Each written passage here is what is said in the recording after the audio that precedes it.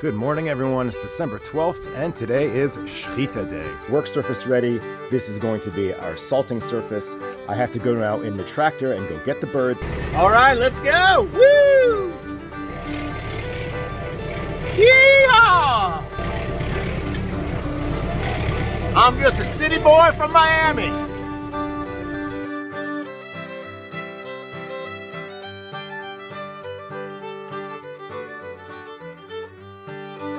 We're getting the afar ready for kisui hadam, the mitzvah of covering the blood. I just take the ashes for my silver.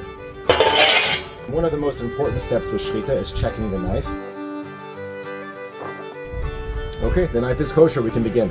It's very important you have the bird grasped tightly and firmly.